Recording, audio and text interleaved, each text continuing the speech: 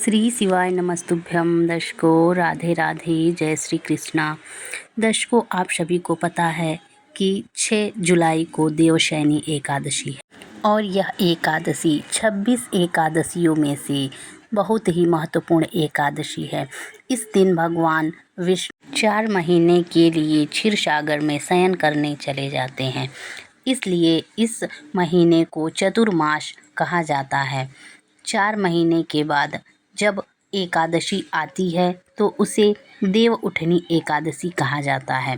तो एकादशी क्या है, इसके महत्व क्या हैं और एकादशी माता कौन है, ये सब कुछ जानना हमें बहुत ही ज़रूरी है। तो आइए जानते हैं एकादशी माता कौन है, पूज्य गुरु जी की वाणी से। चलें, बहुत ध्यान से आज की कथा सुनना कि एकादशी का आपसे आपसे आपके बच्चे पूछेंगे, मम्मी हम भगवान विष्णु का दर्शन करते हैं, हम राम जी का दर्शन करते हैं, हम कृष्ण भगवान का दर्शन करते हैं, हम भवानी माता का दर्शन करते हैं, हम शंकर जी का दर्शन करते हैं, हम सारे देवी देवताओं का दर्शन करते हैं, पर ये एकादशी माता तो कभी नजर ही नहीं आती। पूछेंगे कि नहीं पूछेंगे कि तुम जिस एकादशी का व्रत करते हो, इनका जन्म कहां से हुआ, कहां जन्मी थी? एकादशी की जन्मस्थली कहां है? भाई भगवान कृष्ण की जन्मस्थली तो मथुरा है, श्री राम जी महाराज की जन्मस्थली बोल दो जम के अयोध्या है।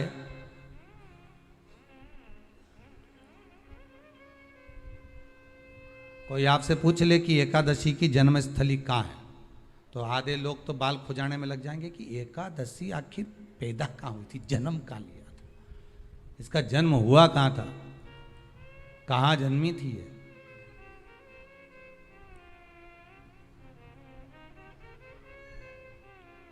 इसका जन्म स्थल है कहां? और अगर मान लो जन्म स्थल एकादशी का है,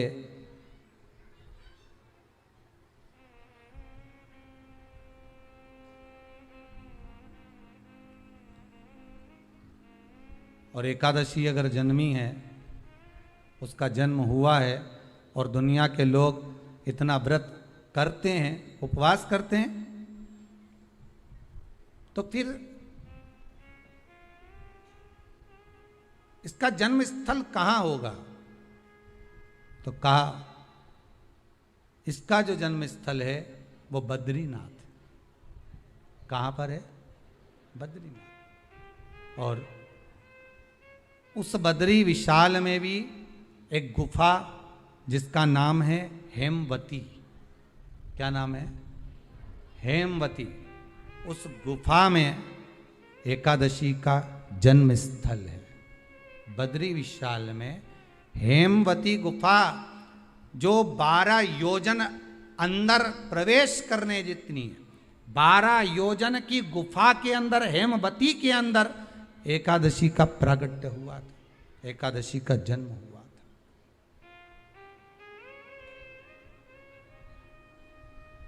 अब तो बता सकते हो ना कि कोई पूछे कि राम जी का जन्म अयोध्या में हुआ, भगवान कृष्ण का जन्म मथुरा में हुआ, और कोई पूछ ले आपका जन्म कहाँ हुआ था, अपन कह सकते ना सीहोर में हुआ हमारा। और आपसे कोई पूछे कहाँ हुए, तो कहीं इंदौर में हुए, कि देवास में हुए, कि भोपाल में हुए, कि मुंबई में हुए, कि पूना में हुए, आपका तो बता दोगे। पर बच्चे आपसे पूछ ले मम्मी तू इतनी एकादशी का व्रत करती है, एकादशी का तू व्रत करती है और सबको करा देती है कि वल्लभ कुल की एकादशी करो, भले बकरी जैसे चरो पर एकादशी करो, और सबको एकादशी कराया, तो कोई पूछ ले कि एकादशी का जन्म कहाँ हुआ था, तो आप कह सकते हो कि बद्री विशाल में, हेमावती में, बद्री विशाल के हेमवती गुफा के अंदर जो 12 योजन की गुफा है, उस गुफा में एकादशी का जन्म हुआ। कब हुआ?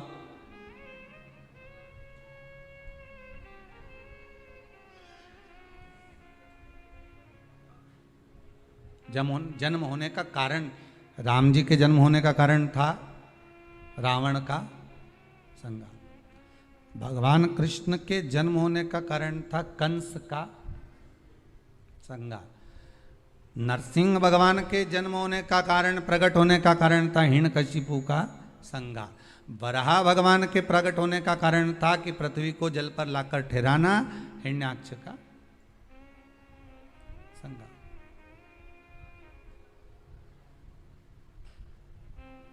तो फिर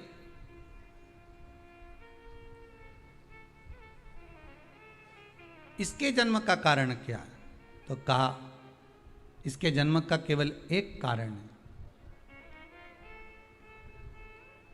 सतयुग में, अब एक और बात का बहुत ध्यान दीजिएगा महाराज, सतयुग एक बार नहीं हुआ कि तुम सोचो कि सतयुग के बाद में द्वापर त्रेता आ गया, त्रेता के बाद द्वापर आ गया, द्वापर के बाद कलयुग आ।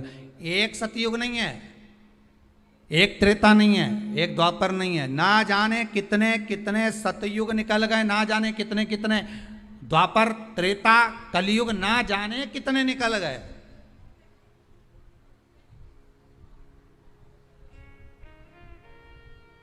और आप और हम जैसे भी इस पृथ्वी पर ना जाने कितने, अरे जम के तो बोलो, निकल गए। पृथ्वी वहीं की वहीं है, जिस मकान में रहते हो वो मकान भी वहीं की वहीं है, बस कभी कभी एकदम प्लाट हो जाता है, फिर उस पर वापस बन जाता है, फिर क्लीन, फिर बन गया, फिर क्लीन, फिर बन गया। ना जाने कितने कितने कितने कितने जन्म हम ले चुके हैं, और हमारे भी आगे का जन्म कितने जन्म होते रहेंगे। जमीन वहीं की वहीं रह जाएगी और अपन चले जाए, बस वो जगह वहीं रह गई। जो पहले परदादा जी की थी दादाजी को मिल गई, दादाजी की थी पिताजी को मिल गई, पिताजी की थी उनके बेटे को मिल गई, उनके बेटे से उनको बेटों को मिल गई। मिलते मिलते मिलते मिलते कब वो जमीन भी बिक गई समय की अवस्था में, फिर दूसरे की हो गई, और हम सोच कर रह गए कि ये हमारा है, हम इसके लिए लड़ाई करें, झगड़ा करें, हम केवल इस जमीन के लिए, जरा सी प्रॉपर्टी के लिए अदालत में खड़े, अपना समय बर्बाद कर दिए, और जो पाना था वो छोड़ दिया।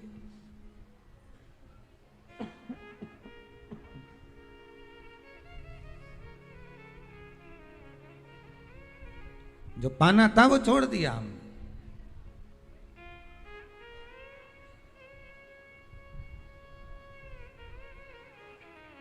असली रजिस्ट्री तो ये शिव महापुराण की कथा है, जिसमें बैठकर आप 3 घंटा भगवान की भक्ति को जो धारण कर रहे हो, 3 घंटा जो भगवान की कथा को आप श्रवण कर रहे हो, 3 घंटा जो भगवान की भक्ति में आप डूबे हुए हो, 3 घंटा जो भगवत स्मरण में आप लगे हुए हो, बस यही असली रजिस्ट्री है, यही वहाँ काम आने वाली है। इसके सिवाय कुछ काम नहीं आएगा। धन दौलत माल खजाना सब पड़ा की पड़ा रह जाना, सब धरा की धरा।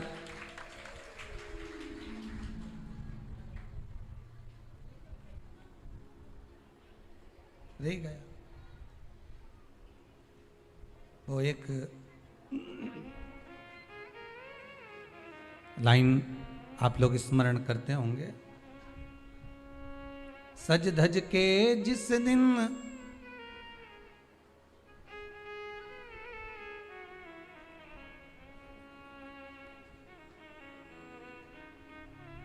सज धज के जिस दिन मौत की शहजादी आएगी, न सोना काम आएगा न चांदी आएगा। अलमारी में धरा की धरा रह जाएगा, लॉकर में पड़ा की पड़ा रह जाएगा। लॉकर में पड़ा की पड़ा है, अलमारी में धरा की धरा है। कपड़े भी सारे घड़ी बने की बने रहे, कपड़े भी धरे की धरे रह गए और सब पड़ा रह गया। कि छोटा सा तू कितने बड़े अरमान हैं तेरे, मट्टी का तू सोने जैसे मान है तेरे। मट्टी की काया एक दिन मट्टी मिल जाएगी, न सोना काम आएगा न चांदी आएगी। ना सोना काम आएगा, ना चांदी आएगी। सज धज के जिस दिन मौत की शहजादी आएगी, ना सोना काम आएगा, ना चांदी आएगी, ना सोना काम आएगा, ना चांदी आएगी। सब पड़ा रह जाएगा, धरा की धरा रह जाएगा, सब पड़ा की पड़ा रह गया, जीव चला